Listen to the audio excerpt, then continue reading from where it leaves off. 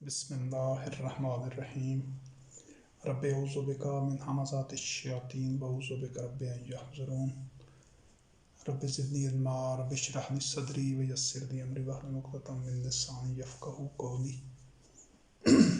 वस्सलामु अला मन इत्तबअल हुदा। इब्लीस और शैतान के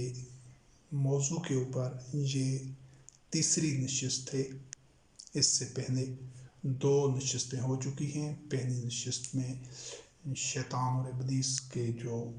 मफ़हूम है, जो इसका इतलाक़ होता है इन इस्तिलाहात का, वो मनफी तख़रीबी ख़यालात और जज्बात जो हर इंसान के अंदर मौजूद हैं, उनके ऊपर इन दोनों इस्तिलाहों का इतलाक़ होता है अल्लाह रब्बे करीम की किताब कुरान मजीद में। और इस इब्लीस और शैतान से बाज़ मकामात पर यही मनफी जज्बात और तख़रीबी ख़यालात, जिसको आज की जदीद कंप्यूटर की इस्तिलाह में मालवेयर कह सकते हैं, तो ये एक ऐसा सॉफ्टवेयर की इस्तिलाह में। और फिर जो लोग दूसरी नशिस्त में ये वाज़ेह किया गया कि जो लोग उस शैतानी सोचों का मनफी तख़रीबी और इंसान दुश्मनी पर मबनी और सरकशी और हवाए नफ्स की बुनियाद पर जो ख्वाहिशात जज्बात होती हैं, जो सोचें होती हैं, जो आदमी उन सोचों के पीछे भागता है, उन्हीं की तकमील के लिए उन्हीं को ज़िंदगी की तरजीह बना देता है, तो ऐसे अफराद चलते फिरते शैतान, चलते फिरते इब्लीस होते हैं। और इब्लीस और शैतान के ग्रोहों में से जिस पहले ग्रोह का दूसरी नशिस्त में ज़िक्र हुआ था, वो हुक्मरान हैं, तागूत हैं, वो इशराफिया और मुतरफ़ीन हैं। ये जो मुआशरा के सरकर्दा लोग होते हैं, जो असर हाज़िर में जिस तरह हुक्मरानों की सूरत में, सियासतदानों की या मुख्तलिफ़ जमातों की सूरत में जो लोग हैं, वो शयातीन हैं और वो सरगना मुजरिम हैं, आदि मुजरिम हैं। तो इस तीसरी नशिस्त में जो शयातीन और इब्लीस का जो दूसरा ग्रोह है, वो हैं मजहबी पेशवा। जितने भी लोग इस वक़्त कुराए अर्ज़ पर तमाम मज़ाहिब से वाबस्ता, चाहे वो यहूद और नसारा हों या वो मुसलमान हों जो अपने आप को मुसलमान कहते हैं, उस कौम के मजहबी पेशवा हों, उनकी तकरीबन तमाम के तमाम, उनकी अक्सरियत, भारी अक्सरियत इल्ला माशाअल्लाह कोई एक आद ऐसा हो सैकड़ों हज़ारों में कि जो चलता फिरता शैतान ना हो, वो अलग बात है, वो अल्लाह रब्बी करीम आलिमुल गैब है। लेकिन जो ज़ाहरी मंज़र है उसमें तमाम के तमाम, चाहे उनका ताल्लुक़ किसी भी फ़िरक़ा से हो, किसी जमात से हो, किसी मसलक से हो, जो अल्लाह वहदहू ला शरीक की किताब कुरान करीम के अलावा किसी एक लफ्ज़ को भी दीन का हिस्सा बनाते हैं, दीन में शामिल करते हैं, किसी भी बशर के कौल फ़ेल को जो कुरान करीम के मतन में नहीं है, उसको ज़रूरी समझते हैं दीन के लिए, या उसको दीन का हिस्सा बनाते हैं, दीन समझते हैं, या उसकी तरफ रुजू करते हैं, तो वो मुशरिकीन हैं। और यही लोग हैं जो कि इस मज़हब पर हैं, जो मज़हब अभी चल रहा है। और तो यहूद और नसारा का तो मामला पहले से ही अलग हो गया था कि उन्होंने, उनके जुराइम का तज़किरा आ चुका है कि उन्होंने अहबार और रहबान को रब बना लिया था, और अल्लाह की वही की अताअत करने के की बजाय, अल्लाह की वही का इत्तबा करने के बजाय वो खुदा फरोश हो चुके थे, मज़हब फरोश हो चुके थे। अपने हाथों से लिखते थे और कहते थे कि अल्लाह की तरफ से है, और अल्लाह की वही को छुपाते थे और तहरीफ़ करते थे। ये सारे उनके इससे पहले उनका तज़किरा हो चुका है पहले की नशिस्तों में। तो अभी आज की तीसरी नशिस्त में अल्लाह वहदहू ला शरीक की किताब कुरान करीम में जहाँ जहाँ ये शयातीन का जो दूसरा ग्रोह है मजहबी पेशवाओं का, उसका हवाला है, उन आयात का हम मुताला करेंगे। पहले ग्रोह से मुतल्लिक जो शयातीन का पहला ग्रोह है हुक्मरानों की सूरत में, वो इस उन्वान और इस मौजू के दूसरी जो नशिस्त है उसमें मुकम्मल उन्हीं का हवाला दिया गया, उन्हीं की वजाहत की गई है। इस सिलसिले में अल्लाह वहदहू ला शरीक ने सूरत अन-अनआम की आयत नंबर 112 से 115 کو سامنے رکھتے ہیں. وَكَذَلِكَ جَعَلْنَا لِكُلِّ نَبِيٍّ عُدُوًّا شَيَاطِينَ الْإِنسِ وَالْجِنِّ يُوحِي بَعْضُهُمْ إِلَىٰ بَعْضٍ زُخْرُفَ الْقَوْلِ غُرُورًا وَلَوْ شَاءَ رَبُّكَ مَا فَعَلُوهُ فَذَرْهُمْ وَمَا يَفْتَرُونَ. یہ آگے آیات چلتی ہوئی 115 نمبر آیت تک ہیں. وَتَمَّتْ كَلِمَةُ رَبِّكَ صِدْقًا وَعَدْلًا لَا مُبَدِّلَ لِكَلِمَاتِهِ.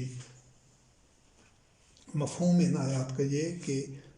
ہر اسی طرح یہ نبی کریم علیہ السلام رحمۃ للعالمین خاتم النبیین کو آگاہ کیا جا رہا ہے بذریعہ وحی. قرآن کریم کے ذریعے اللہ رب کریم نے آگاہ کیا ہے کہ تم سے پہلے بھی اسی طرح، یعنی جس وقت قرآن کریم نازل ہو رہا تھا یہ اس سے قبل کے حالات بتا کر ایک اصول بیان کر کے اللہ رب کریم نے واضح کر دیا ہے کہ اسی طرح، یعنی اس وقت بھی یہ اپنے موضوع پر، جب اس موضوع پر مزید وضاحت سے بات ہوگی کہ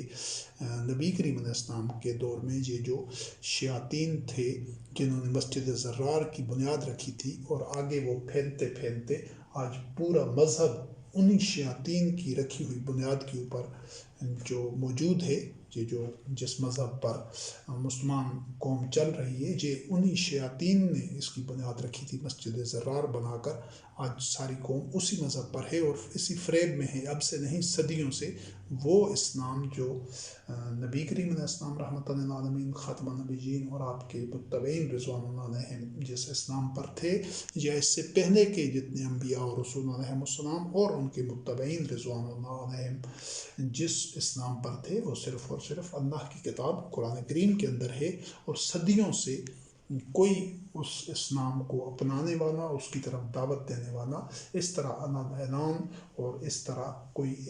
آیا ہی نہیں، اور کوئی ہیئت اجتماعیہ ایسی وجود میں بھی نہیں آئی جو اس اسلام پر کاربند ہوتی، اس پر عمل پیرا ہوتی جو انبیاء علیہ السلام نے جو اسلام پیش کیا اور اب وہ قرآن کریم کے اندر ہے. ابھی تو جو جس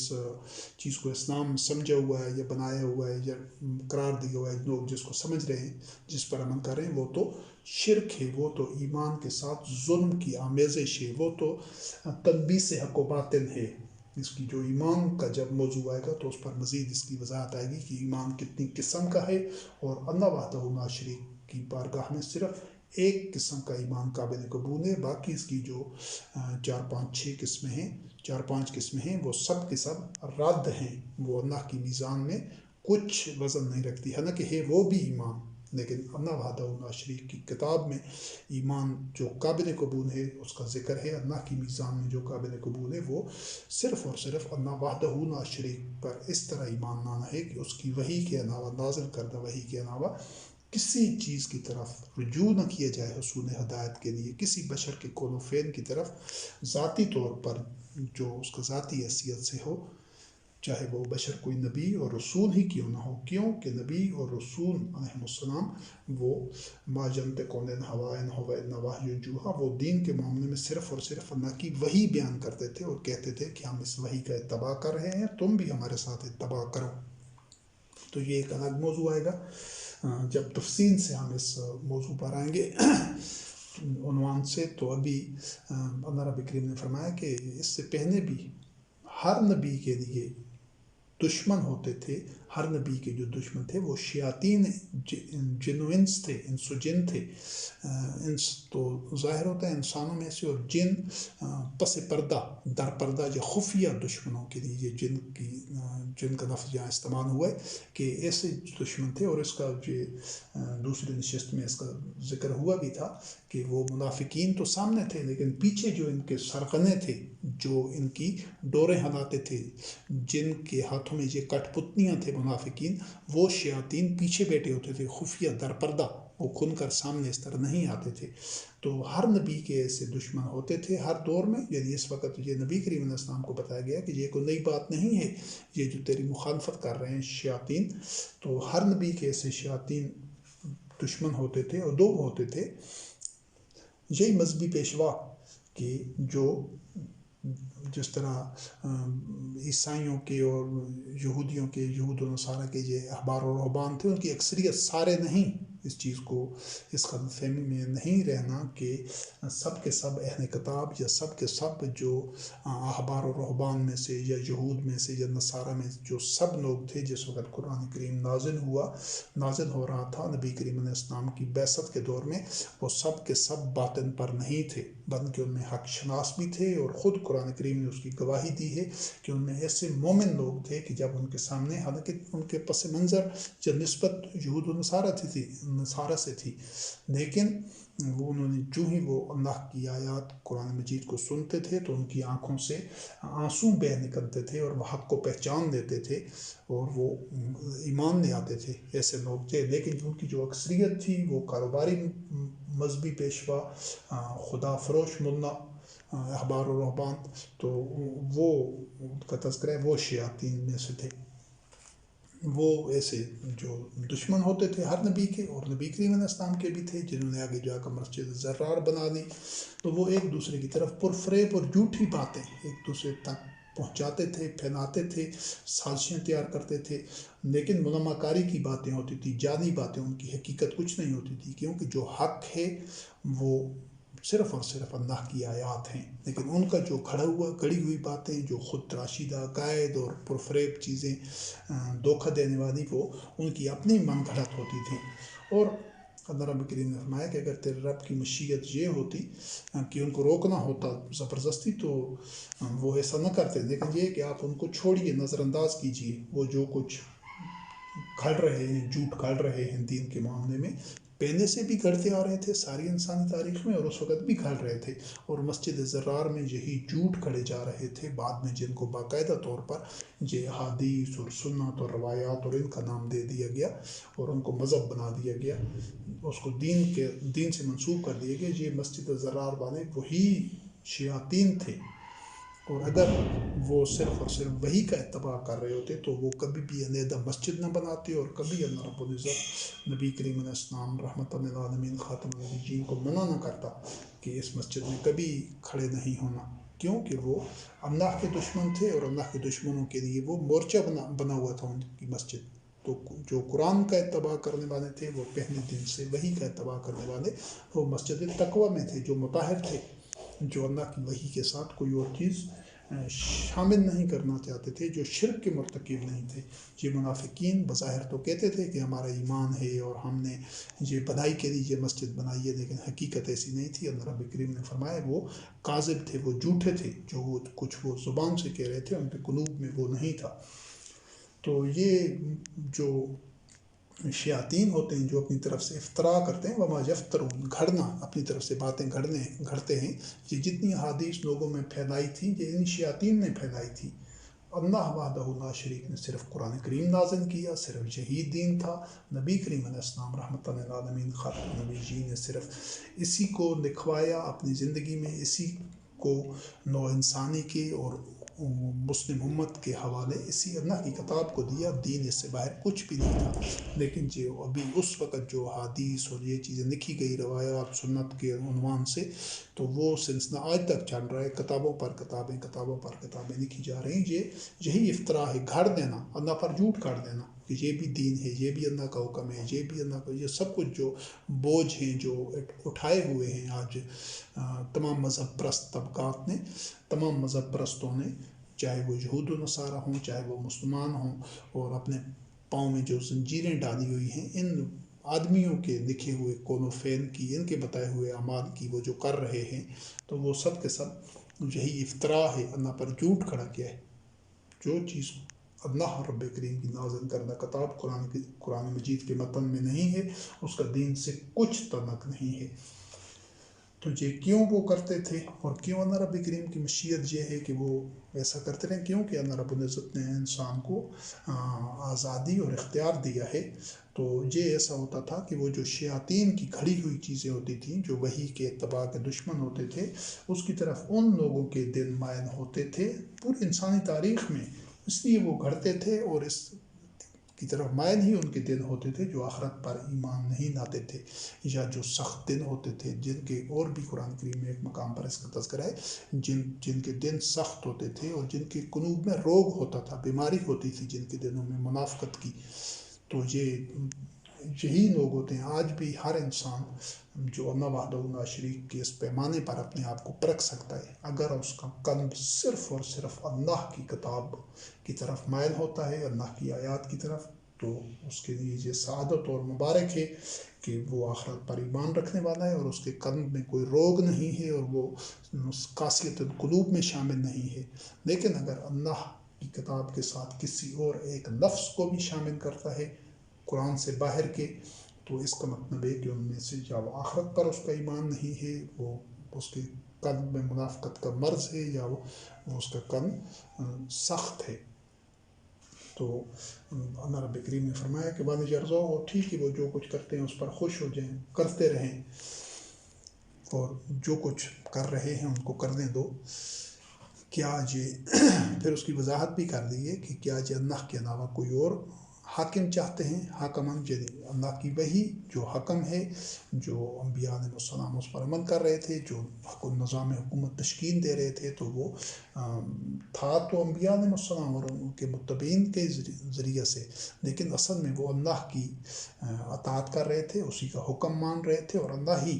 حاکم تھا، احکم الحاکمین۔ تو جو لوگ ایسا نہیں کرتے، یعنی اس وحی کے علاوہ اور چیزوں کی طرف رجوع کرتے ہیں، کیا وہ افغیر اللہ ابتغی حکمن، حالانکہ وہ اللہ کے علاوہ اور حاکم چاہتے ہیں، کسی اور کا حکم ماننا چاہتے ہیں، وہی اللہ تو ہے جس نے تمہاری طرف کتاب نازل کی ہے، مفصل تفصیل والی تفصیلی کتاب۔ اس کو باہر سے قرآن کریم کو کسی قسم کی تفصیل کی ضرورت نہیں ہے کہ شان نزول اور اس کی فلاں حدیث اور فلاں روایت اور فلاں قول فعل یا سنت کے ذریعے قرآن کریم کی کسی آیت کی تفصیل کی جائے، نہیں، یہ کتاب از خود مفصل ہے ان کے لیے جو مطہر ہیں، جن کے اندر رجس ہے، جن کے اندر شرک ہے، وہ پہلے سے انسانوں کے بنائے ہوئے اعمال اپنے دل و دماغ میں لے کر، عقائد و نظریات رکھ کر پھر قرآن کی طرف رجوع کرتے ہیں، ان کو قرآن سے نہ تو ہدایت ملتی ہے نہ کوئی تفصیل ملتی ہے، اسی لیے وہ ساری عمر یہ ظلمات میں، اندھیروں میں بھٹکتے رہتے ہیں، فلاں کی تشریح پڑھو اور فلاں کی تفسیر پڑھو، اور اس کی حق میں یہ دلیل ہے، یہ حدیث ہے، یہ روایت ہے، یہ سنت ہے، ایک سے بڑھ کر ایک دوسری سب کی تفاسیر آپس میں ایک دوسرے سے نہیں ملتی، مختلف فرقوں نے اس کا شان و نزول علیحدہ علیحدہ بنایا ہوا ہے، وہ سب اسی وجہ سے ضلالت میں ہیں کہ وہ قرآن کریم کی طرف متحر ہو کر نہیں جاتے، وہ اپنے اپنے خود ساختہ عقائد کی کتاب اللہ میں سے تائید چاہتے ہیں، اور ان کو اسی لیے ہدایت سے محروم رہتے ہیں۔ بنظین آتیناہم الکتاب یعلمون انہ منزل من اللہ، جن کو ہم نے کتاب دی ہے، جو کتاب پر ایمان لانے والے ہیں، ان کو پتہ ہے کہ یہ اللہ کی طرف سے نازل کیا گیا ہے قرآن، یعنی جو قرآن کریم کے علاوہ کسی طرف رجوع کرتا ہے، اس کا مطلب ہے وہ اللہ کو حکم نہیں مانتا،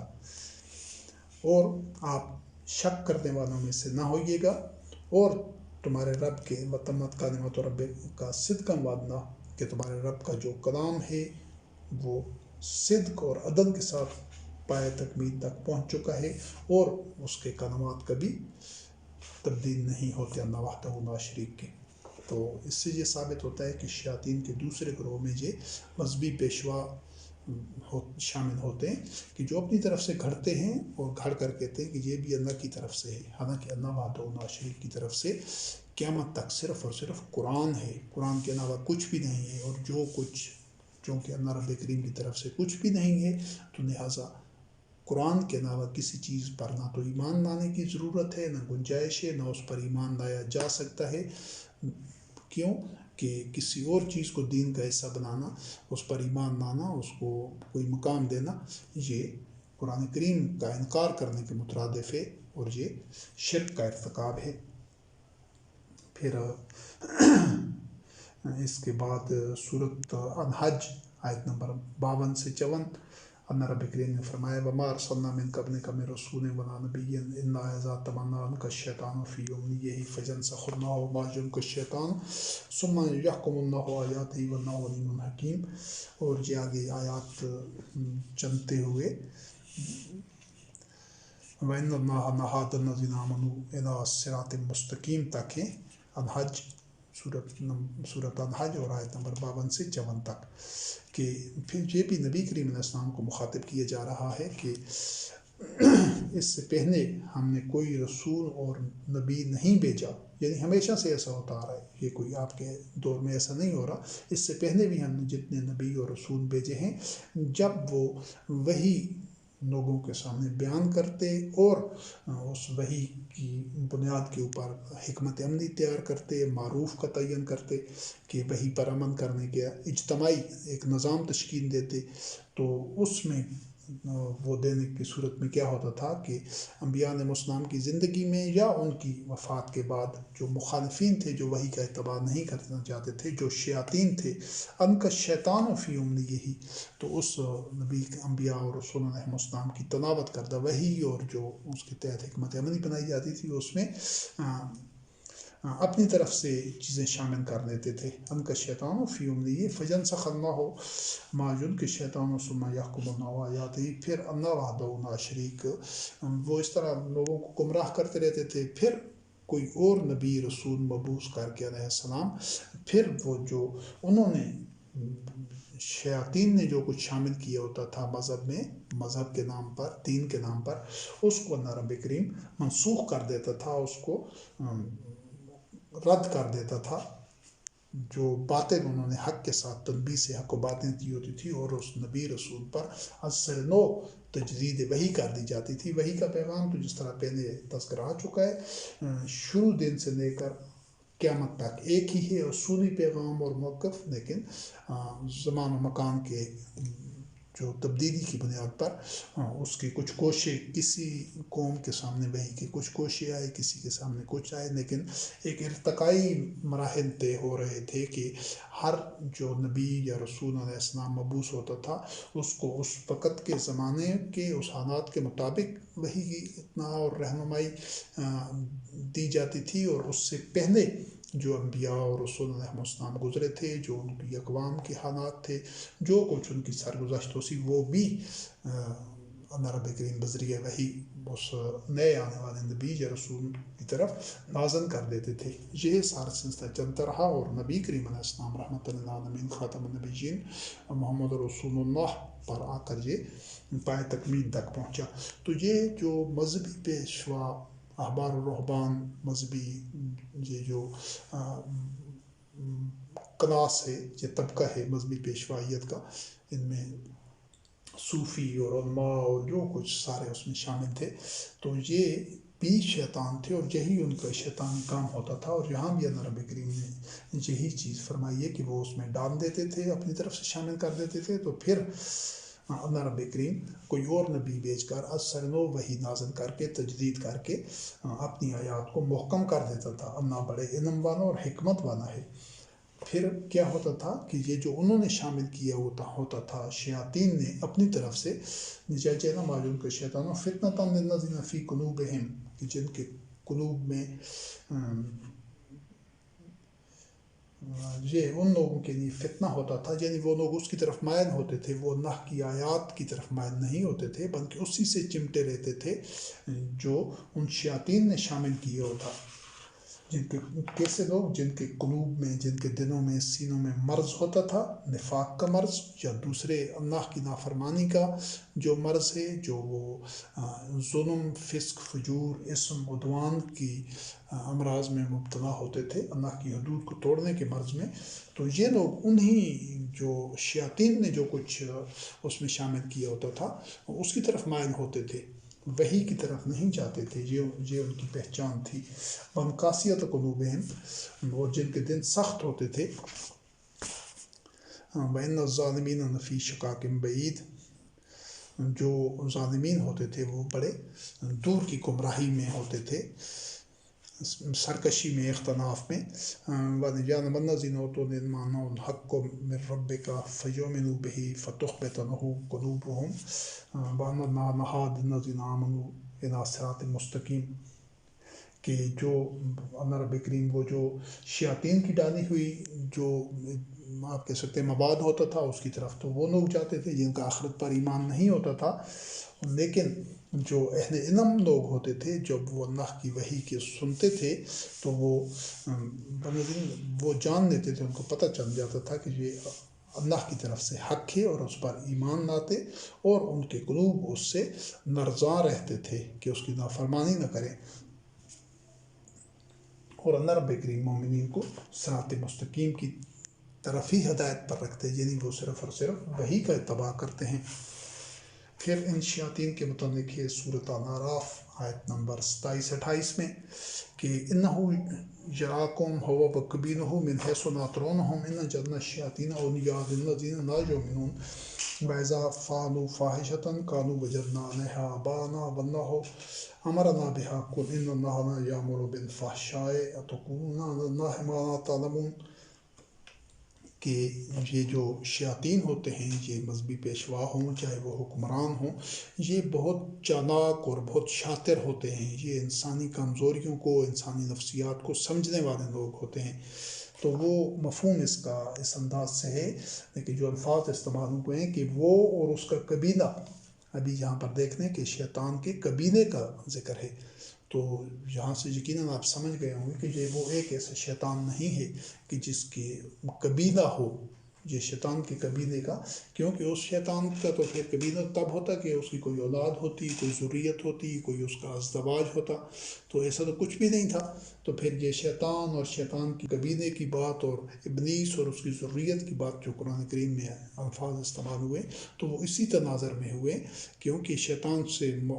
جو مقصود ہے وہ کوئی ایسی الگ سے مخلوق نہیں ہے کہ جو اپنے اس طرح تخیلاتی وجود رکھتی ہو۔ تو اللہ رب کریم نے فرمایا وہ شیطان اور اس کا قبیلہ، یعنی تمام یہ مذہبی پیشوا انسانی کمزوریوں کو سمجھتے ہیں، حکمران بھی کمزوری، اور وہ ایسی جگہ سے آدمی کو پکڑتے ہیں کہ جو اس کی دکھتی رگ ہوتی ہے، جہاں سے وہ اس کو بے بس کر سکتے ہیں۔ یہ مذہبی پیشوا بھی یہی کرتے ہیں، یہ انسانی نفسیات کو پڑھنے سمجھنے کے ماہر ہوتے ہیں اور لوگوں کی کمزوریوں سے فائدہ اٹھا کر ان کو لوٹتے ہیں اور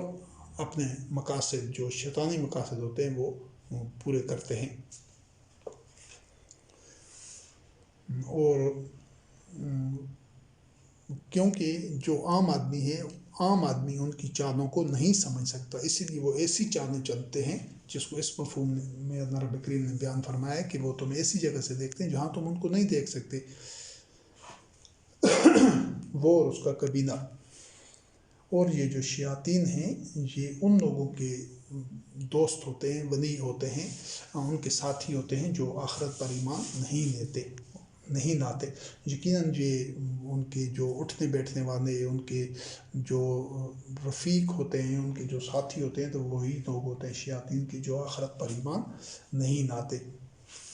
اور جب وہ کسی برے کام کا ارتکاب کرتے ہیں تو کہتے ہیں کہ ہم نے اپنے باپ دادا کو اسی راستے پر پایا ہے، تو ان سے کہہ دیجئے کہ اللہ تو کسی بھی یا کوئی فاحش کام کرتے ہیں بے حیائی کا، تو ان کو کہہ دیجئے کہ اللہ سے اس کی نسبت مت دو، اللہ تو کسی کو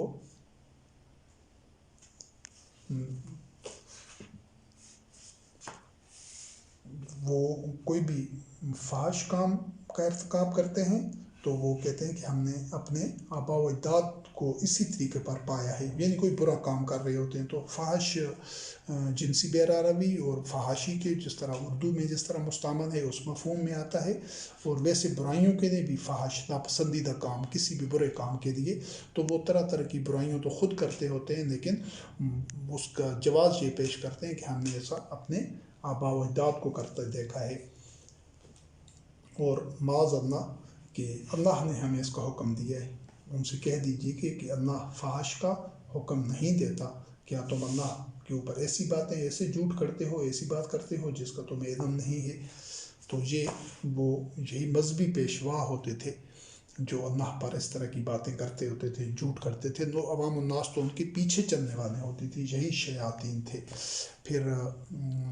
یہ سورۃ مریم آیت نمبر 44-45 میں ابراہیم علیہ السلام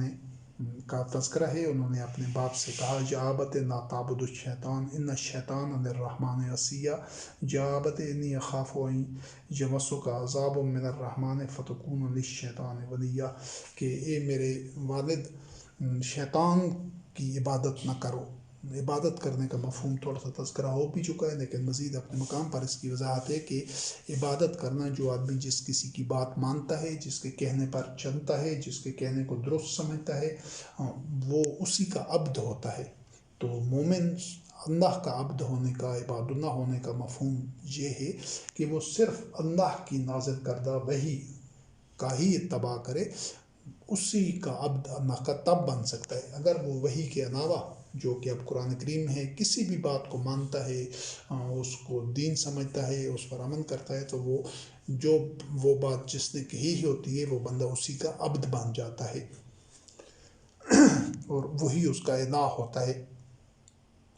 تو ابراہیم علیہ السلام نے اپنے باپ کو کہا کہ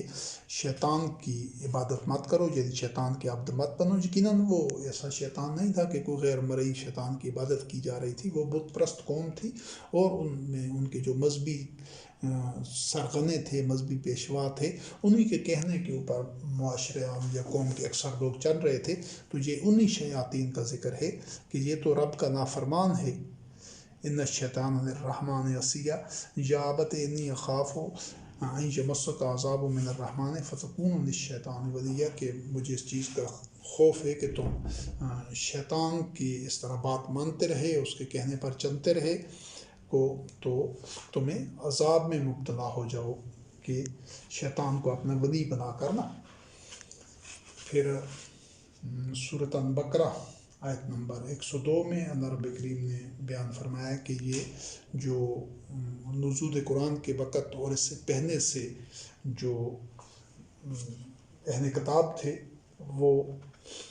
جو کچھ شیاطین تلاوت کرتے تھے سلیمان علیہ السلام کی مملکت میں، ان کے ملک میں، ان کے عہد حکومت میں، تو یہ اس کی تلاوت کرتے تھے۔ جو اہل کتاب اس کا اتباع کرتے تھے، جو کچھ شیاطین پڑھتے تھے، کہتے تھے، لوگوں میں پھیلاتے تھے، جس کی تلاوت کرتے تھے۔ تو یہ یقیناً وہ تصوراتی شیاطین نہیں ہیں کہ وہ کبھی ایسا نہیں ہوا کہ وہ آ کر کوئی چیز تلاوت کریں اور پڑھیں اور لوگ اس کا اتباع کریں، نہیں، یہ مذہبی پیشوا۔ اس کا پوری تفصیل تو جب ہم سامریت کے موضوع پر اللہ کی آیات کو دیکھیں گے تو پھر سامنے آئے گی، لیکن سردہ سے اتنا سمجھ لیجیے کہ جو کچھ اپنے پاس سے لکھ کر گڑے ہوئے پچھلے لوگوں کے جو گڑے ہوئے جھوٹ تھے، خود ساختہ مذہب تھا، اس پر جو چلے آ رہے تھے، تو یہ اسی کا تذکرہ ہے، اسی کا اتباع کر رہے تھے یہ اہل کتاب، جو شیاطین نے گھڑا ہوتا تھا یا سلیمان علیہ السلام کے عہد میں۔ اور سلیمان علیہ السلام نے کفر نہیں کیا تھا، لیکن ان شیاطین نے کفر کیا تھا، لوگوں کو جھوٹ کی تعلیم دیتے تھے۔ حالانکہ حقیقت یہ تھا کہ وہ بھی جو یہود و نصارہ تھے، وہ اتباع تو شیاطین کی باتوں کا کر رہے ہوتے تھے، لیکن پڑھتے کتاب بھی تھے، حالانکہ تلاوت کتاب کی کرتے تھے۔ وَأَنْتُمْ تَتْلُونَ الْكِتَابَ أَفَلَا تَعْقِلُونَ، یعنی اللہ کی کتاب یا وحی کے جو حصے ان کے پاس موجود بھی تھے، محفوظ بھی تھے، وہ ان کی تلاوت کرتے تھے، لیکن عملی طور پر وہ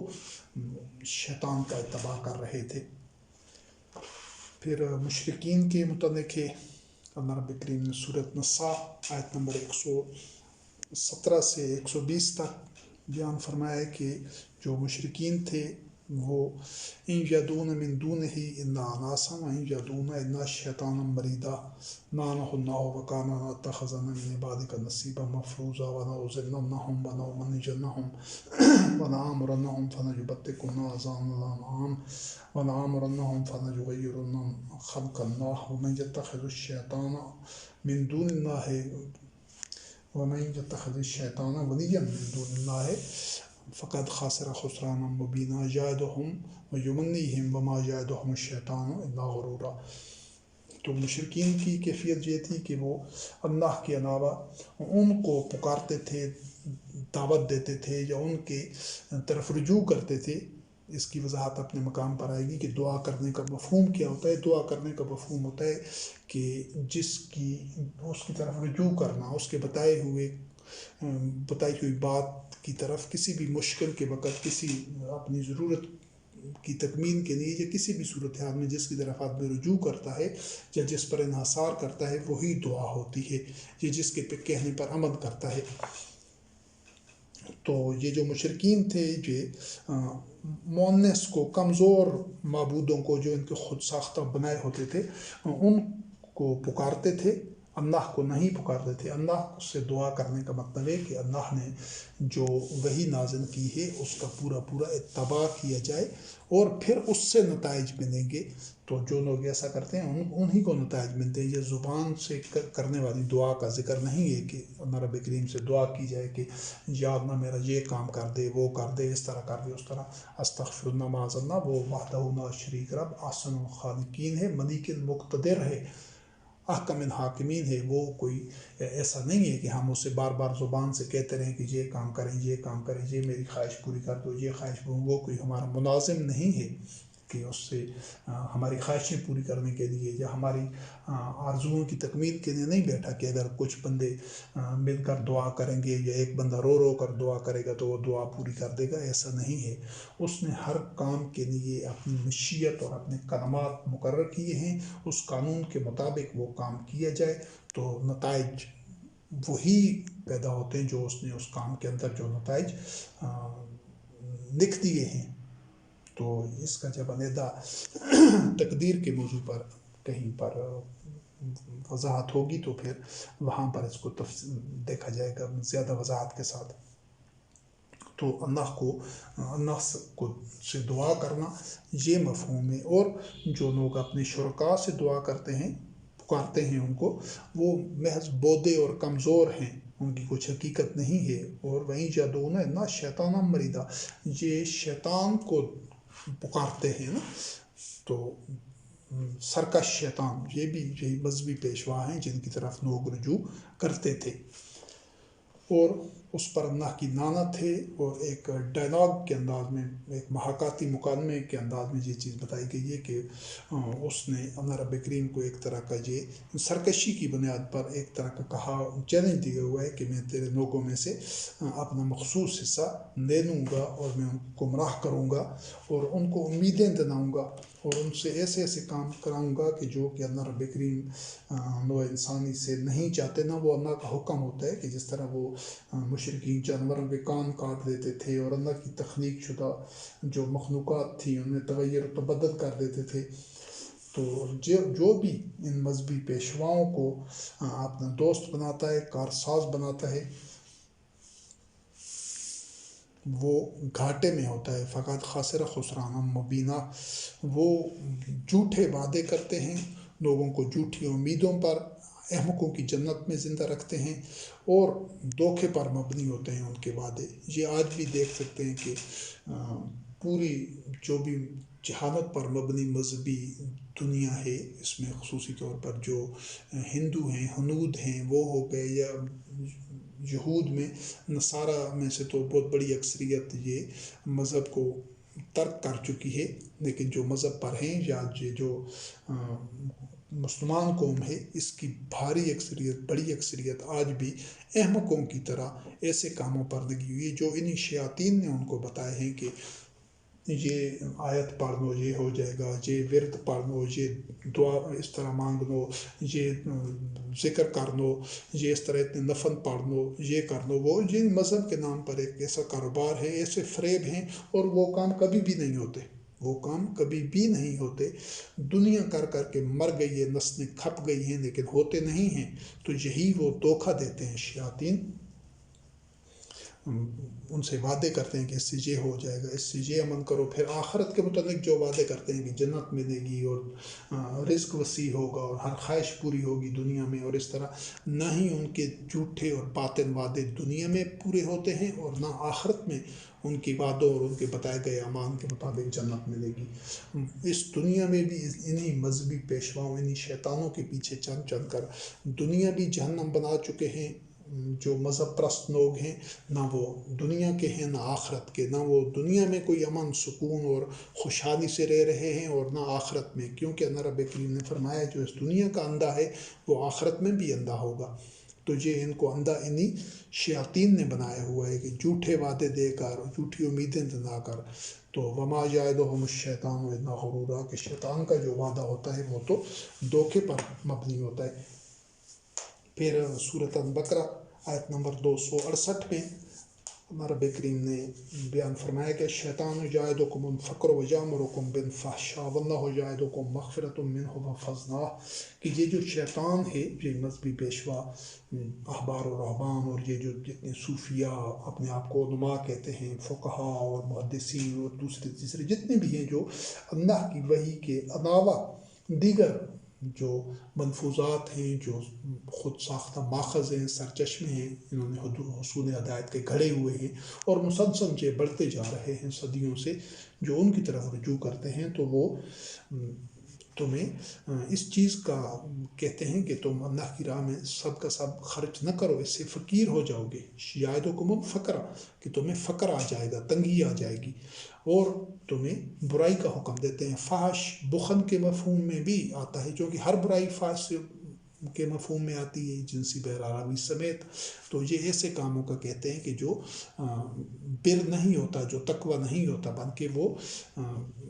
ڈراتے ہیں آدمیوں کو۔ جبکہ اللہ رب کریم یہ مذہبی پیش ان شیاطین کے برعکس اللہ رب العزت نے فرمایا کہ واللہ یعدکم مغفرۃ منہ وفضلہ، کہ اللہ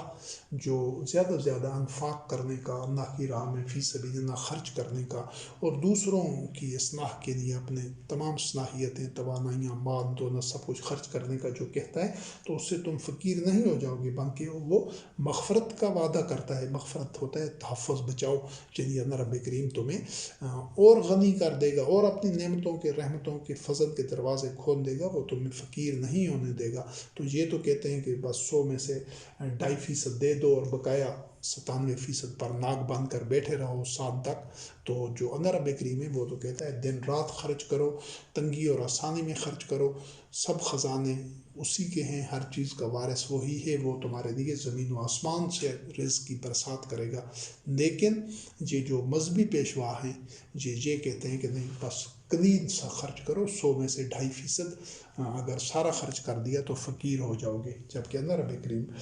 اس فقر سے تحفظ کا وعدہ کرتا ہے، اور اپنی طرف سے فضل کا بھی، یعنی اور اللہ رب کریم رزق کی فراوانی دے گا۔ جتنے زیادہ تم خرچ کرو گے فی سبیل اللہ، اللہ کی راہ میں، اللہ کی رضا کے لیے، لوجہ اللہ، لمرضات اللہ، اتنا زیادہ وہ اضافہ کرے گا تمہارے رزق میں۔ تو یہ ان شیطانوں کے اور اللہ وحدہ لا شریک کے جو تعلیمات ہیں اور جو ان شیطانوں کا موقف ہے، اس میں یہ بنیادی فرق ہے۔ پھر سورۃ البقرہ آیت نمبر 168 سے 170 تک اللہ رب کریم نے فرمایا یا ایھا الناس کلوا مما فی الارض حلالا طیبا ولا تتبعوا خطوات الشیطان انہ لکم عدو مبین انما یأمرکم بالسوء والفحشاء وان تقولوا علی اللہ ما لا تعلمون واذا قیل لهم اتبعوا ما انزل اللہ قالوا بل نتبع ما الفینا علیہ آباءنا اولو کان آباؤہم لا یعقلون شیئا ولا یہتدون۔ مفہوم اس کا یہ ہے کہ اے لوگو، جو کچھ اللہ رب کریم نے زمین میں ہے حلال اور طیب، حلال اور خوشگوار ہے، رچتا بستا جو کچھ ہے وہ کھاؤ، سب اللہ کا رزق ہے۔ اور ان شیاطین کے ولا تتبعوا خطوات الشیطان، شیطان کے نقش قدم پر نہ چلو، کیونکہ یہ جو ان کے مذہبی پیشوا تھے، یہود و نصارہ کے احبار و رہبان اور جو مشرکین کے جو مذہبی پیشوا تھے، انہوں نے اپنی طرف سے حلال حرام کی گھڑ لیا تھا کہ یہ حرام ہے، یہ حرام ہے، یہ حرام ہے، حالانکہ اللہ وحدہ لا شریک نے ان اپنے رزق کے ان خزانوں کو، ان سرچشموں کو، ان ذرائع کو حرام قرار نہیں دیا تھا۔ تو اسی ضمن میں اللہ رب کریم نے حکم دیا ہے کہ تم ان کے پیچھے پیچھے مت چلو، ان شیاطین کے جو مذہبی پیشوا ہیں جنہوں نے اپنی طرف سے حلال حرام گھڑ رکھا ہے، بلکہ صرف اس چیز سے بچو جس کو اللہ رب کریم نے حرام قرار دیا ہے۔ اور دوبارہ اسی مفہوم کا اعادہ ہے کہ یہ تو تمہیں جو شیطان ہے یہ تمہیں برائی کی اور فحش کا حکم دیتا ہے، برائی کو اور فحش کا، اور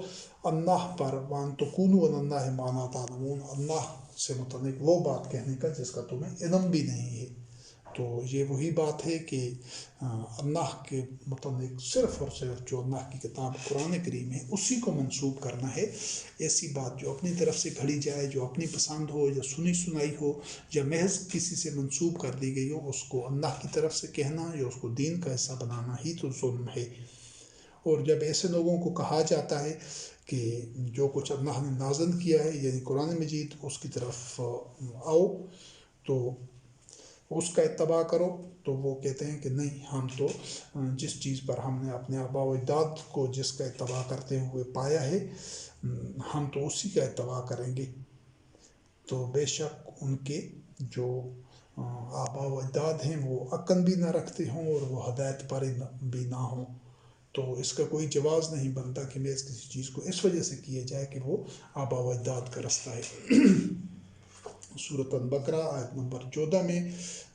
یہ حوالہ پہلے بھی گزر چکا ہے کہ وہ جو منافقین تھے وہ جب مومنین کے پاس آتے تھے تو کہتے تھے کہ ہم ایمان لانے والے ہیں، ایمان لائے ہیں، مسلمان ہیں، مومن ہیں، اور جب ان سرکنوں کے پاس جاتے تھے ان کو شیاطین کہا گیا، ان کے ساتھ علیحدگی میں جاتے تھے تو کہتے تھے کہ ہم تو تمہارے ساتھ ہیں، اصل میں ہم تو ان کے ساتھ مذاق کر رہے تھے نا۔ تو اس کے بعد سورۃ الانعام آیت نمبر 121 اس میں اللہ رب کریم نے وَلَا تَأْكُلُوا مِمَّا لَمْ يَذْكُرِ اسْمُ اللَّهِ عَلَيْهِ وَإِنَّهُ لَفِسْقٌ وَإِنَّ الشَّيَاطِينَ لَيُوحُونَ إِلَىٰ أَوْلِيَائِهِمْ لِيُجَادِلُوكُمْ وَإِنْ أَطَعْتُمُوهُمْ إِنَّكُمْ لَمُشْرِكُونَ، کہ جس پر اللہ کا نام نہیں لیا جاتا اس میں سے نہیں کھانا۔ یہ اللہ رب کریم نے جن چیزوں کو حرام قرار دیا ان میں ایک یہ بھی ہے کہ اگر کسی کو ذبح کرتے وقت وہ اس پر اللہ کا نام نہیں لیا جاتا تو اس کو بھی نہیں کھانا، اور یہ ایسا کرنا فسق ہے، یعنی گناہ کی بات ہے۔ اور یہ جو شیاطین ہیں یہ ایک دوسرے کی طرف وہی پرفریب اور لچھے دار باتیں کرتے ہیں، اور ان لوگوں کو جو ان کے آنائے کار ہیں جو منافقین ہیں ان کو اکساتے تھے اور ان کو ترغیب دیتے تھے کہ وہ آ کر نبی کریم علیہ السلام کے خلاف ان سے جھگڑا کریں، تو یہ وہی لوگ تھے۔ اور اگر مومنین کو کہا گیا کہ اگر تم ان کے پیچھے چلنے لگے تو یہ تم مشرک ہو جاؤ گے، وَإِنْ أَطَعْتُمُوهُمْ إِنَّكُمْ لَمُشْرِكُونَ۔ پھر آگے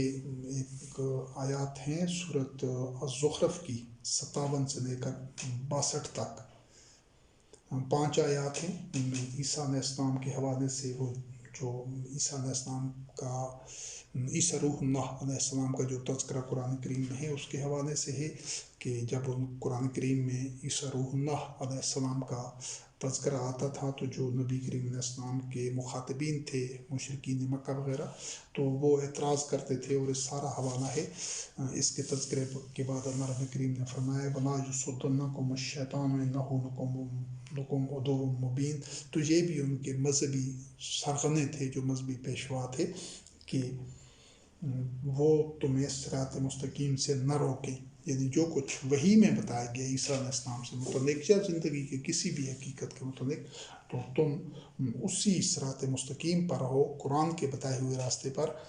تو اس سے تاکہ وہ جو شیاطین ہیں جو اس راستے سے اختلاف کرنے والے ہیں وہ تمہیں ڈگمگا نہ دے،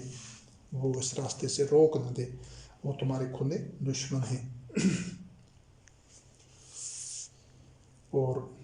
سورۃ الحج آیت نمبر 3 میں اللہ رب کریم نے فرمایا کہ وَمِنَ النَّاسِ مَن يُجَادِلُ فِي اللَّهِ بِغَيْرِ عِلْمٍ وَيَتَّبِعُ كُلَّ شَيْطَانٍ مَرِيدٍ، کہ لوگوں میں ایسے بھی ہیں جو کہ اللہ کے معاملے میں جھگڑتے ہیں حالانکہ ان کے پاس علم ہی نہیں ہوتا، اور وہ ایسے جھگڑنے والے بے بنیاد باتیں کرنے والے کوئی عقل اور شعور کے خلاف جو موقف رکھنے والے لوگ ہوتے ہیں تو وہ وہی لوگ ہوتے ہیں کہ جو جھگڑتے تھے، ان کے پاس وحی کا علم نہیں ہوتا تھا اللہ کے معاملات میں، یعنی حق اور باطن کے معاملے میں، دین کے معاملے میں، حالانکہ ان کو وحی کا علم بھی نہیں ہوتا لیکن وہ جھگڑتے تھے۔ اور وَيَتَّبِعُ كُلَّ شَيْطَانٍ مَرِيدٍ کہ وہ انہی مذہبی پیشواؤں کی جو ان کا جہالت پر مبنی مذہب ہوتا ہے اسی کی بنیاد کے اوپر ایسا کرتے تھے اور اسی راستے پر چلتے تھے، شیاطین کا اتباع کرنے والے تھے۔ اور آگے سورۃ البقرہ آیت نمبر 145 میں اللہ رب کریم نے فرمایا ہے کہ جو علم ہے نا، علم وہ صرف وہی ہے، وَلَئِنِ اتَّبَعْتَ أَهْوَاءَهُم مِّن بَعْدِ مَا جَاءَكَ مِنَ الْعِلْمِ إِنَّكَ إِذًا لَّمِنَ الظَّالِمِينَ کہ نبی کریم علیہ السلام کو بتایا گیا کہ اب جب کہ تمہاری طرف علم آ چکا ہے تو اگر تم نے ان کا اتباع کیا تو یہ ظلم ہوگا، ان کی خواہشات کا اتباع کیا۔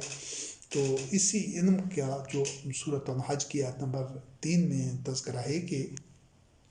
وَمِنَ النَّاسِ مَن يُجَادِلُ فِي اللَّهِ بِغَيْرِ عِلْمٍ وَيَتَّبِعُ كُلَّ شَيْطَانٍ مَرِيدٍ، یعنی کہ جس کے پاس وحی کا نازل شدہ علم بھی نہیں ہے اور وہ انہی مذہبی پیشواؤں کی، انہی شیاطین کا اتباع کرتا ہے۔ اور اس کا پہلے ایک اور نشست میں تذکرہ ہو چکا ہے ان آیات کا۔ اللہ رب کریم نے سورۃ الاعراف آیت نمبر 175 اور 175 اور 176 میں جو حوالہ ایک دیا ہے، اللہ رب العزت نے ایک نبی کریم علیہ السلام کو حکم دیا گیا تھا کہ یہ قصہ ان کے سامنے بیان کرو ایک خبر کے انداز سے، کہ ان کو اس شخص کی خبر دو۔ وَاتْلُ عَلَيْهِمْ جن تلاوت کرو، وَاتْلُ عَلَيْهِمْ نَبَأَ الَّذِي آتَيْنَاهُ آیَاتِنَا کہ جس کو ہم نے اپنی آیات دی تھی لیکن وہ ان سے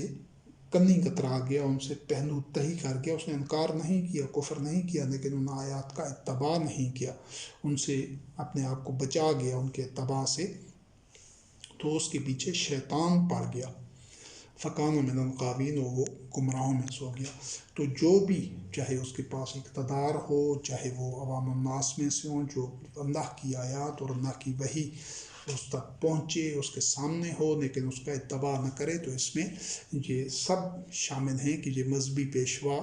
اس کے پیچھے پڑ جاتے ہیں۔ یا اس سے ایک مفہوم یہ بھی لیا جا سکتا ہے کہ وہ یہ جو خدا فروش مذہبی پیشوا ہوتے ہیں، شیاطین، یہ لوگوں کی خواہشات کے مطابق مذہب میں اضافے کرتے جاتے ہیں، اپنی طرف سے چیزیں لکھ کر، گھڑ کر، کہ جو چیزیں لوگوں کو فریب دینے کے لیے، جو چیزیں لوگ پسند کرتے ہیں، یہ نت نئی بدعتیں، نت نئی باتیں، نت نئے جو مذہبی اعمال جو لوگوں کو گمراہ سے گمراہ تر کرتے جا رہے ہیں، تو یہ حق بیان نہیں کرتے بلکہ یہ لوگوں کی خواہشات کے پیچھے چلتے ہیں۔ تو اس مفہوم میں بھی یا یہ جو اہل اقتدار ہوتے ہیں ان کی خواہشات کی تکمیل کے لیے بھی یہ مذہب فروش ایسے احکام گھڑ کر کہتے ہیں کہ یہ اللہ کی طرف سے ہیں، یہ مفہوم بھی اس میں شامل ہو سکتا ہے۔ دونوں مفہوم میں کہ اس کے پیچھے شیطان اس کے پیچھے لگ جاتا ہے، اسی کے پیچھے چلتا ہے، جس کو اللہ کی آیات دی گئی ہوں لیکن وہ اللہ کی آیات اس تک پہنچی ہوں لیکن وہ ان کا اتباع نہ کرے، تو پھر شیطان، یہ جو مذہبی پیشوا ہیں، یہ اس کی خواہشات کے پیچھے چلتے ہیں اور وہ گمراہ ہو جاتا ہے۔ یہ اس کے پیچھے جو لگے ہوتے ہیں، یہ اپنے مفادات کے لیے اس کے پیچھے لگے ہوتے ہیں، چاہے وہ عوام الناس کے ذریعے اپنے مفادات حاصل کر رہے ہوں کیونکہ انہوں نے مذہب کو کاروبار بنایا ہوتا ہے، اور چاہے وہ حکمرانوں کے ذریعے یا اہل اقتدار کے ذریعے اپنے مفادات حاصل کر رہے ہوں، صورت کوئی بھی ہو، لیکن ان کا چونکہ ذریعہ یہی ہوتا ہے معاش کا، اور انہوں نے بزنس کیا ہوتا ہے، تو اس حوالے سے کہ وہ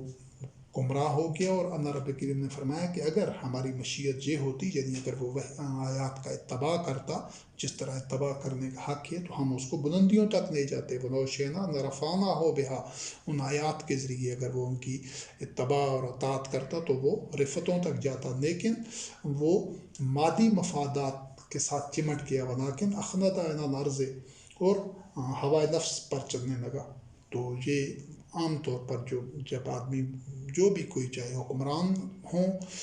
اشرافیہ ہو یا عوام الناس ہوں، جب وہ وحی کا اتباع نہیں کرتے تو وہ مادیت پرستی کی دندن میں دسے ہوتے ہیں، وہ دنیاوی خواہشیں، دنیاوی زیب و زینت، دنیاوی مفادات، انہی کو ابدی ترجیح پر رکھتے ہیں، اور چاہے وہ خواہش نفس کے پیچھے، ہوا کے پیچھے چل رہے ہوتے ہیں۔ تو اس کی مثال اللہ رب کریم نے بیان فرمائی ہے کہ اس کی مثال کتے کی طرح ہے، کہ اگر اس کو دوڑاؤ، اس پر بوجھ ڈالو تو پھر بھی وہ ہانک رہا ہوتا ہے، اور اس کو چھوڑ دو تو پھر بھی ہانک رہا ہوتا ہے۔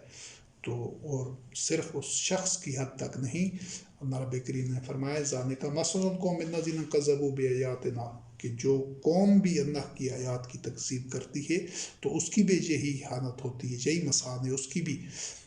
فقصص القصص لعلہم یتفکرون، نبی کریم علیہ السلام رحمۃ للعالمین خاتم النبیین کو حکم دیا گیا تھا اللہ رب کریم نے کہ یہ قصہ ان کے سامنے بیان کرو، لوگوں کے سامنے، اپنے مخاطبین کے سامنے، تاکہ وہ فکر کریں، سوچیں۔ تو جو کتاب کے وارث ہیں، جو مسلمان قوم ہے، جو خود اپنے آپ کو قرآن کریم کا وارث کہتے ہیں، جو کہ اپنے آپ کو مسلمان کہتے ہیں، تو ان کو اس پر فکر کرنی چاہیے کہ ان کی کیفیت، ان کی یہ جو رب کریم نے فرد کی یا پوری قوم کی مثال دی ہے، یہ ان پر الا ماشاء اللہ کوئی ایسے لوگ ہوں، ورنہ جو اکثریت ہے ان پر یہی مثال صادق آ رہی ہے، کیونکہ ان کے پاس اللہ کی آیات پہنچی ہوئی ہیں، اللہ کی کتاب قرآن مجید ہے، لیکن وہ دنیاوی مفادات کے پیچھے پڑے ہوئے ہیں۔ دنیاوی زندگی، دنیاوی جو زیب و زینت کی چیزیں ہیں، دنیاوی سہولتیں ہیں، مادی مفادات ہیں، اور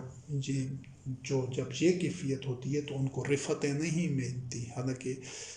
جو ماضی ہے جو مسلم قوم کا، یا ماضی قریب میں جس وقت نبی کریم علیہ السلام رحمۃ للعالمین خاتم النبیین کی بعثت ہوئی، قرآن کریم نازل ہوا، تو جن لوگوں نے قرآن کریم کا اتباع کیا تو اللہ وحدہ لا شریک نے اپنے وعدے ان کے ساتھ پورے فرمائے، ان کو مومنون حقہ قرار دیا، ان کو راشدون قرار دیا، رضی اللہ عنہم ورضوا عنہ کی منصب پر ان کو فائز کیا،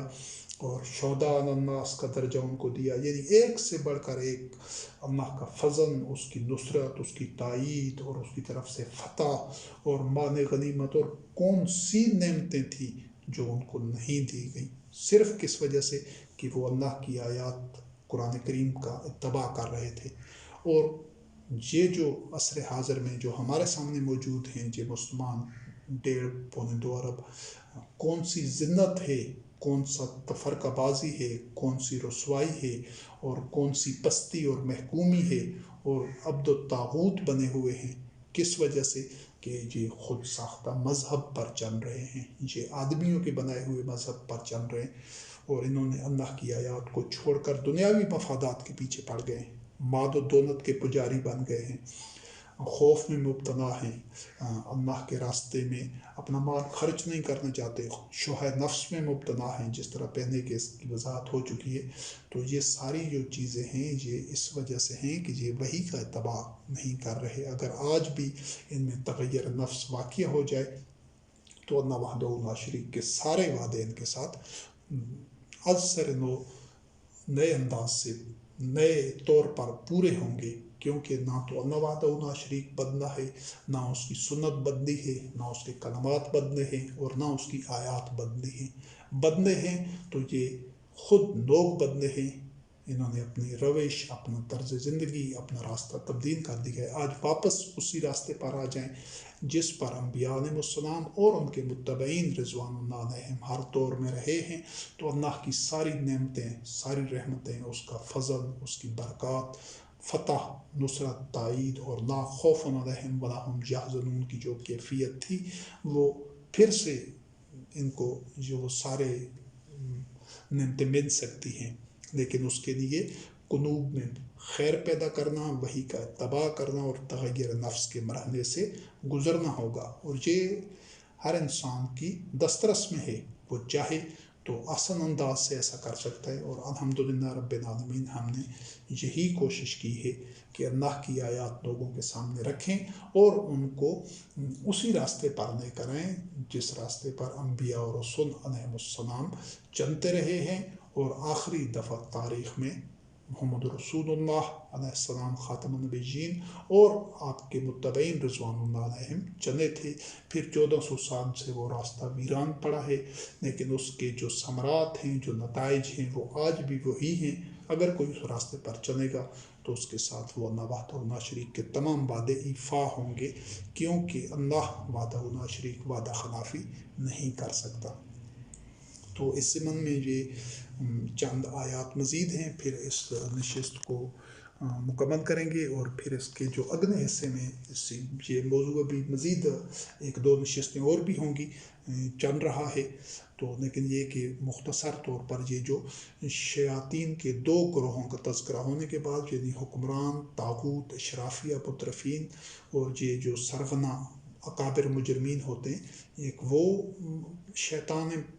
محسوس پیکر میں ہوتے ہیں شیطان کے، ابلیس کی، اور دوسرے یہ مذہبی پیشوا جو نا پر جھوٹ کرتے ہیں، اپنی طرف سے مذہب لکھتے ہیں، بتاتے ہیں، بیان کرتے ہیں، اور کہتے ہیں کہ یہ اللہ کی طرف سے ہے، احکام، اوامر و نواہی، وہ بھی شیاطین ہیں۔ اور شیطان کا لفظ قرآن کریم میں مختلف ابلیس اور شیطان کا اور مفاہیم میں بھی استعمال ہوا ہے، ان پر بھی ایک نظر ڈالتے ہیں تاکہ یہ موضوع تشنا نہ رہے۔ یہ جو اس دور میں، جو آج کے دور میں بھی ان کی بدلی ہوئی شکل ہے، یہ جو کاہن ہوتے تھے، نجومی ہوتے تھے، آج جس طرح مختلف عامل ہیں، پیر ہیں، یہ جادوگر ہیں، تعویذ دینے والے، جو اس طرح کے سارے یہ جہانت کے جو پیکر ہیں، ان کے لیے بھی شیطان کا لفظ استعمال ہوا ہے۔ سورۃ الشعراء آیت نمبر 221 سے 224، اللہ رب کریم نے فرمایا کہ ہل ننبئکم علی من تنزل الشیاطین کی آیتوں میں اس کے بارے میں بتایا جائے کہ جس پر شیاطین نازل ہوتے ہیں، یہ ہر گناہ گار کے اوپر، یعنی وہ شیطانی جو اس کیفیت میں کہ یہ شیطانی باتیں جو لوگ کرتے ہیں، جو ان کے اپنے اندر سے نا وہ شیطان کا پیکر بن جاتے ہیں، یہ جتنی جہانت کا کاروبار، یہ پامسٹری ہو گئی، یہ ستاروں کا علم ہو گیا، 10 شناسی وغیرہ، اور ستاروں کا فلکیات کا، یا اور قسم کے یہ کام کرو، یہ جادو، یہ ٹونا، اس سے یہ مقصد حاصل ہوگا، اور یہ جو اس طرح اور تعویذ وغیرہ، جب یہ آیتیں پڑھ لو، یہ ذکر کر لو تو یہ ہو جائے گا، یہ سارے گورکھ دندے ہیں، سب جہانت کی پیداوار ہیں، اور یہ اس طرح کے یہ جو کام کرتے ہیں، یہ شیطانی خیانات اور شیطانی منفی تخریبی اور جہانت پر مبنی بے بنیاد سوچوں کی بنیاد پر یہ لوگ کرتے ہیں، اور یہ لوگ جو کر رہے ہوتے ہیں وہ بھی شیاطین کا ایک گروہ ہے، سنی سنائی باتوں سے مستقبل کی پیشین گوئیاں کر رہے ہوتے ہیں، اور یہ جو اس طرح یہ سارے طبقات اس میں شامل ہیں۔ تو قرآن کریم کے متعلق اللہ رب کریم نے فرمایا کہ یہ رسول کریم کا قول ہے، یہ کسی شاعر کا قول نہیں ہے، کسی کاہن کا قول نہیں ہے، کیونکہ قرآن کریم کی جو آیات بینات ہیں یہ حق و صداقت پر مبنی اور 100% یقینی اور ٹھوس باتیں ہیں، اور ٹھوس نتائج پیدا کرتی ہیں۔ اور اس طرح یہ جو شیاطین ہیں، یہ اس طرح کی جہالت پر مبنی، جو انہوں نے مختلف لوگوں کو بیوقوف بنا کر ایک اپنا روزگار چلایا ہوا ہوتا ہے، لوگوں کو لوٹ رہے ہوتے ہیں، تو قرآن کریم کے متعلق کہا گیا ہے کہ یہ ان شیاطین پر نازل نہیں ہوتا، شیاطین اس کو نازل نہیں کر سکتے، یعنی وحی کی باتیں یا قرآن کریم کی آیات بینات جو ہیں یہ ان کے بس کی بات نہیں ہے، وہ اس قابل بھی نہیں ہے کہ اس طرح کا کلام لے آئیں، وہ اس کی استطاعت بھی نہیں رکھتے، بلکہ وہ تو اس کو سننے سے بھی معذول ہیں، یعنی کہ وہ چونکہ خود باطن پر ہوتے ہیں، طاہر نہیں ہوتے، قرآن کریم سننے کے لیے، اس کو سمجھنے کے لیے، اسے ہدایت حاصل کرنے کے لیے طاہر ہونا ضروری ہے۔ یہ جسمانی طہارت نہیں ہوتی، یہ قلب کی طہارت ہوتی ہے کہ جس میں شرک کی آمیزش نہ ہو، پہلے سے قائم شدہ کوئی عقائد، نظریات اور مذہبی تصورات نہ ہوں، بلکہ پہلے سے صاف صفحہ لے کر قرآن کی طرف رجوع کیا جاتا ہے۔ جس برتن میں پہلے سے کوئی چیز موجود ہو اس میں اور چیز کوئی نہیں ڈالی جا سکتی، پہلے والا برتن خالی کرنا پڑتا ہے پہلے اسے، پھر اس کو بھرنا پڑتا ہے۔ تو جو قرآن کے نور سے جو بندہ مستفید ہونا چاہتا ہے، اس سے پہلے اپنے آبائی نظریات اور پیدائشی جو عقائد اور نظریات ہیں، افکار ہیں، ان کو آبائی مذہب کو ترک کرنا ہوتا ہے، خالی ذہن اور صاف ذہن ہو کر اس کی طرف رجوع کرنا ہوتا ہے، کہ بغیر کسی آمیزش کے، کہ اللہ کی آیات کے ساتھ کسی چیز کی آمیزش نہ کی جائے، صرف انہی کی طرف رجوع کیا جائے، انہی پر اکتفا کیا جائے، تب قرآن سمجھا جا سکتا ہے۔ یہ جو قرآن کریم کے موضوع پر جب ہم آئیں گے تو اس میں آپ دیکھیں گے کہ ان لوگوں کی زبان بھی عربی تھی، وہ آیات کو سمجھتے تھے، لیکن اللہ رب کریم نے فرمایا کہ قرآن اور ان لوگوں کے اور نبی کریم علیہ السلام کے درمیان ایک ایسا پردہ حائل ہوتا تھا جو نظر نہیں آتا تھا لیکن قرآن کو سن نہیں سکتے تھے، سمجھ نہیں سکتے تھے، قرآن کریم کو سن رہے تھے، جان رہے تھے، ان کی اپنی زبان تھی، کوئی بات ان کے لیے نہ سمجھ آنے والی نہیں تھی، لیکن اللہ رب کریم نے فرمایا کہ وہ گونگے ہیں، بہرے ہیں، اندھے ہیں، حالانکہ ان کی آنکھیں تھیں، ان کے کان تھے، تو وہ جو ان کے بہرے پن کا اور اندھے پن کا ذکر ہے یا ان کے دنوں پر پردے پڑے ہونے کا ذکر ہے قرآن کریم میں، وہ یہی ہے کہ وہ شرک کے مرتکب تھے، اور شرک کے ساتھ کبھی بھی اللہ کے نور کو، اللہ کے کلام کو سمجھا بھی نہیں جا سکتا۔ تو اس ضمن میں یہ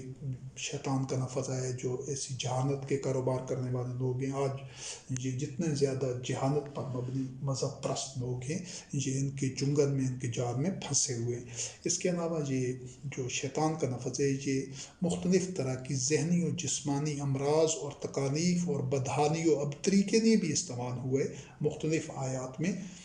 جس طرح وہ جو موسیٰ علیہ السلام کے ساتھ ایک ساتھی تھا، موسیٰ کلیم اللہ علیہ السلام جب سفر میں تھے تو اس سے ایک تذکرہ ہے قرآن کریم میں کہ وہ مچھلی کے متعلق بتانا بھول گیا، تو وہاں پر الفاظ استعمال ہوئے کہ وما انسلیہ ان الشیطان ان اذکرہ، موسیٰ علیہ السلام نے اسے پوچھا مچھلی کے بارے میں تو اس نے کہا کہ میں بھول گیا ہوں، مجھے شیطان نے بنا دیا ہے۔ تو یہ جو نسیان کا مرض ہے، بھول جانا کسی چیز کو، جی اس مرض کے لیے بھی شیطان کا لفظ استعمال کیا ہے۔ اور یہ جو ایک اور مقام پر سورہ یوسف آیت نمبر 42 میں، یہ پہلا حوالہ سورۃ الکہف آیت نمبر 63 کا تھا،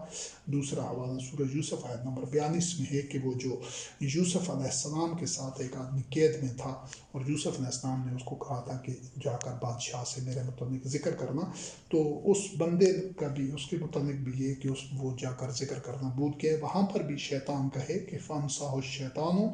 ذِكْرَ رَبِّهِ فَلَبِثَ فِي السِّجْنِ بِضْعَ سِنِينَ۔ تو یہ بھی بھول جانا یا نسیان، جس طرح ہم بھی اپنے کئی دفعہ اپنے معمولات میں کہتے ہیں کہ یہ چیز تو مجھے بھول ہی گئی تھی،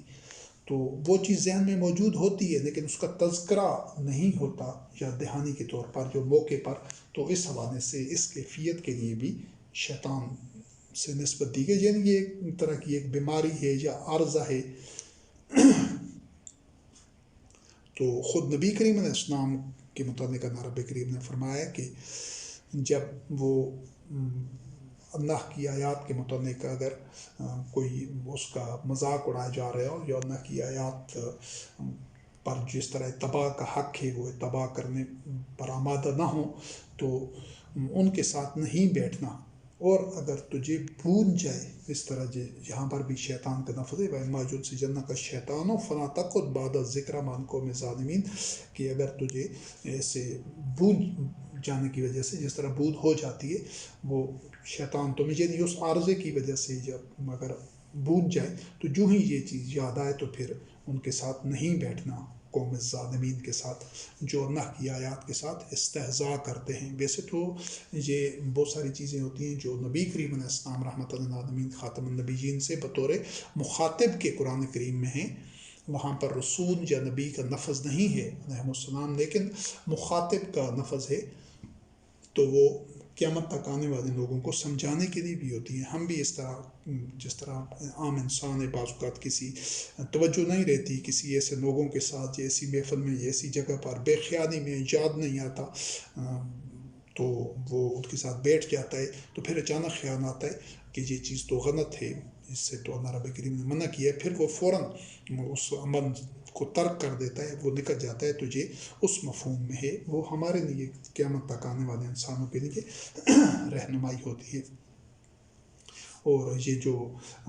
قرآن کریم میں آدم کا تذکرہ ہے، وَلَقَدْ عَهِدْنَا إِلَىٰ آدَمَ، نوع انسانی کا، اس سے پہلے فَنَاسِیَ وَلَمْ نَجِدْ لَهُ عَزْمًا، تو پھر اسی بھول جانے کا، یہ جو آدم کا واقعہ ہے، تو عام طور پر اس کو آدم کو انبیاء اور رسول علیہ السلام کے زمرے میں شامل کیا جاتا ہے، لیکن قرآن کریم میں آدم کا لفظ یا آدم کا جو مفہوم ہے وہ انبیاء اور رسول کا ایک نامینیشن کے ساتھ، ایک الفاظ کے ساتھ اس کا تذکرہ نہیں ہے، بلکہ جو قصہ آدم اور زوجہ ہے وہ انسانیت کی ایک اجتماعی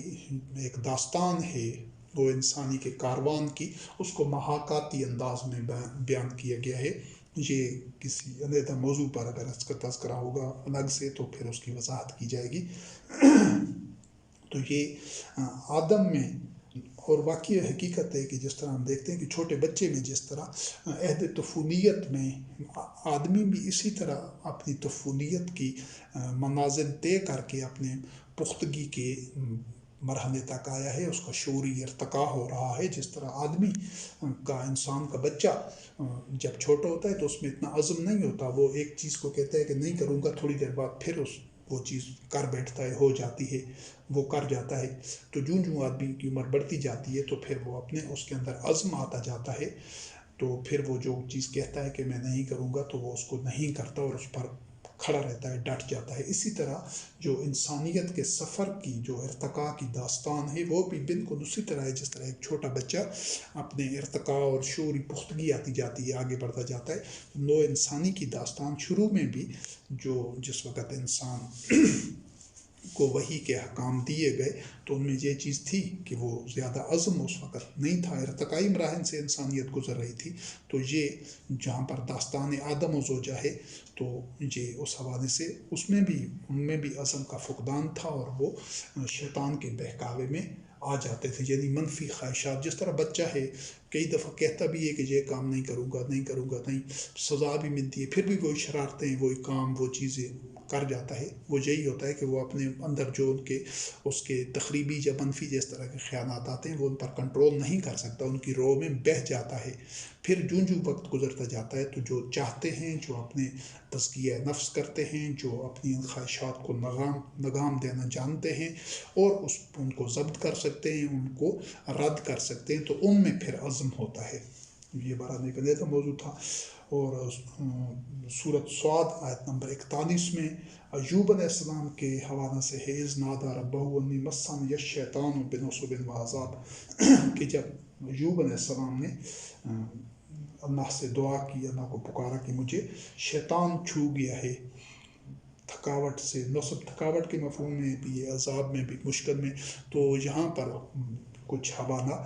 کسی ایسے مرض کا ہو سکتا ہے، کسی ایسی بیماری کا یا تنگی یا مشکل یا کوئی ایسی ابتری حالت میں یہ انسان پر آتے رہتے ہیں، مختلف جو اتار چڑھاؤ اور جو ابتلا ہوتی ہے زمانے میں، مختلف ادوار آتے رہتے ہیں زندگی میں۔ تو یہ ایوب علیہ السلام کے حوالے سے بھی وہاں یہ مسانی یا شیطان کہے، یا آپ ان کو کوئی کسی، آپ کہہ سکتے ہیں کہ کوئی سانپ وغیرہ نے ڈس دیا ہو، یہ بھی ایک حوالہ ملتا ہے۔ تو اس طرح کوئی سانپ نے ڈس دیا ہو یا کسی اور بیماری میں مبتلا ہو گئے ہوں، تو چونکہ یہ ذہنی و جسمانی امراض و تکالیف یا بدحالی و ابتری سب کے مفہوم میں یہ شیطان کا استعمال اس مفہوم میں بھی ہوا ہے۔ اور ویسے جو ایک اور مقام کے اوپر سورۃ الانبیاء آیت نمبر 83 میں ایوب علیہ السلام کے حوالے سے وَأَيُّوبَ إِذْ نَادَىٰ رَبَّهُ أَنِّي مَسَّنِيَ الضُّرُّ، جہاں پر مسنیہ شیطان کا لفظ ہے اور آگے مسنیہ الضُّرُّ کے الفاظ ہیں۔ تو ضرر تکلیف تو عام ہم کہتے ہیں کہ وَأَنْتَ أَرْحَمُ الرَّاحِمِينَ، تو جہاں پر اس حوالے سے دوسری دفعہ شیطان کا لفظ نہیں ہے بلکہ ضر کا لفظ ہے۔ اور یہ جو مس کے الفاظ ہیں، ضرر کے ہیں اور نصب کے ہیں نا، تو اس کے حوالہ جات مزید اور بھی قرآن کریم میں متعدد جگہوں پر ہیں مومنین کے حوالے سے۔ سورۃ یونس کی آیت نمبر 7 میں ہیں، سورۃ انعام کی آیت نمبر 17 میں، سورۃ یونس کی آیت نمبر 12 میں، سورۃ یوسف کی آیت نمبر 88 میں، سورۃ الحجر کی آیت 48 میں اور سورۃ فاطر کی آیت 35 میں بھی یہ انہی الفاظ میں سے دہرائے، یہ انہی الفاظ کا حوالہ موجود ہے قرآن کریم میں۔ یہ مس، ضرر اور نصب کے نا، یہ مومنین کے ساتھ، لوگوں کے ساتھ یہ معاملات ہوتے رہتے ہیں۔ تو اسی حوالے سے جس طرح ایوب علیہ السلام ایک جگہ پر مسنیہ ضرور کا لفظ ہے اور ایک جگہ پر مسنیہ شیطان کا لفظ ہے، تو اس حوالے سے یہ چیز اس مفہوم میں بھی شیطان کا لفظ ہے کہ جو جسمانی تکالیف، عارضے یا کوئی اس طرح کے معاملات ہوتے ہیں۔ پھر سورۃ البقرہ آیت نمبر 275 میں اللہ رب کریم نے جو سود خور ہوتے ہیں، جو ربا یعنی مال کے اوپر اضافی بغیر محنت کے مال کے ذریعے اپنی کمائی میں، دولت میں اضافہ کرتے جاتے ہیں، سود کھاتے ہیں، ان کے متعلق فرمایا رب کریم نے کہ الذین یأکلون الربا لا یقومون الا کما یقوم الذی یتخبطہ الشیطان من المس، جہاں بھی شیطان کے مس کا ذکر ہے، ذالک بانہم کانوا انما البیع مثل الربا واحل اللہ البیع وحرم الربا، کہ یہ وہ اس وجہ سے کہ وہ کہتے ہیں کہ یہ جو سود ہے یہ بھی تجارت کی طرح ہے، تو یہ جو لوگ سود خور ہیں یہ اس طرح کھڑے ہوں گے۔ یہ مفہوم تو قیامت کا بتایا جاتا ہے کہ قیامت میں ایسا ہوگا، لیکن دنیا میں بھی یہ حقیقت ہے، ان کی یہی کیفیت ہوتی ہے کہ جس طرح وہ مخبوط الحواس ہوں، دیوانگی اور جنون میں ہوں، جو پاگل پن ہو کہ وہ اتنی ان کے اندر ہوس ہوتی ہے اپنے مال میں اضافہ کرنے کی، کیونکہ وہ محنت کی کمائی نہیں کرتے بلکہ وہ دولت کی بنیاد پر مزید دولت میں اضافہ کر رہے ہوتے ہیں۔ اس کی کوئی بھی صورت ہو، یہ آج کل تو یہ جو ربا کا نظام ہے صرف اس طرح سود کی پرانی شکل کی صورت میں نہیں ہے، بلکہ انویسٹمنٹ سکیموں کی طرح اور سرمایہ دارانہ نظام سارا ہے ہی سود پر مبنی۔ تو ہر سرمایہ دار کی یہی کیفیت ہوتی ہے کہ وہ بہت سارے سینکڑوں ہزاروں لوگوں کی اپنی ماتحتوں کی ملازموں کی کمائی کھا رہا ہوتا ہے، اور اس کی وہ ہوس ختم ہونے کی بجائے اور بڑھتی جاتی ہے۔ بلینرز بن جاتے ہیں، کروڑوں اربوں خربوں پتی بن جاتے ہیں، پھر بھی اور بڑھانا چاہتے ہیں۔ تو یہ وہی کیفیت ہے کہ جب وہ پاگل پن کی حد تک، تو اس کو بھی شیطان کے مس سے مثال دی گئی ہے، دیوانوں اور مجنوں ہو جاتے ہیں۔ اور سورۃ انعام آیت نمبر 171 میں بھی یہی مفہوم ہے، فاطر العقل ہونے یا پاگل پن کے حوالے سے، کہ کنزی استحبت الشیاطین فی الارض حیران۔ اور آگے یہ جو ایک اس کے شیطان کے جو الفاظ ہیں وہ جو فطرت کے ذرّساں عناصر ہوتے ہیں، جس طرح شجرۃ الزقوم کے حوالے سے تنوحا کا نہو رؤوس الشیاطین، کے سانپ کے پھن کی طرح، یہ سورۃ الصافات آیت نمبر 65 میں۔ اور پھر رب کریم فرمائے انا زینا السماء الدنیا بزینۃ للکواکب وحفظا من کل شیطان مارد، یہ سورۃ الصافات آیت نمبر 6 سے 10 تک ہے۔ تو لا یسمعون الا المنان آنا ویقذفون من کل جانب دحورا ولہم عذاب واصب الا من خطف الخطفۃ فاتبعہ شہاب ثاقب۔ یہ اس مفہوم میں ہے کہ رب کریم نے یہ جو آسمان دنیا کو مزین کیا ہے ستاروں سے، اور یہ جو ہمارا فضائی کرہ ہے، جو فضا ہے، اس کو ہر طرح کے شیطان مارد سے تحفظ کا ذریعہ بنایا ہے۔ یہ تو جو ماہرین ہیں، سائنسدان ہیں، وہ اس چیز کو بہتر جانتے اور سمجھتے ہیں کہ یہ کتنے شہاب ثاقب جو زمین کی طرف آتے ہیں، یہ اسی فضائی کرے میں جم کر راکھ ہو جاتے ہیں، اور سورج کی جو ذرہ رساں شعاعیں ہیں وہ بھی اسی فضائی کرے میں، یہ اوزون کا جو تہ ہے، اس کے ذریعے زمین تک پہنچنے سے رکتی ہیں۔ اس فضائی کرے کی وجہ سے یہ رب کریم نے اس کو ایک ذریعہ بنایا ہے۔ اور یہ جو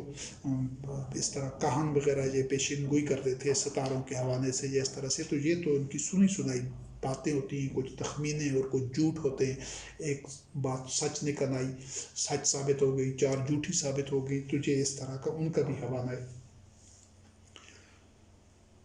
اور آگے سورۃ الحجر آیت نمبر 16 اور 18 میں بھی اسی مفہوم میں اس کا تذکرہ ہے، اور سورۃ الملک آیت نمبر 5 میں بھی اس کا جو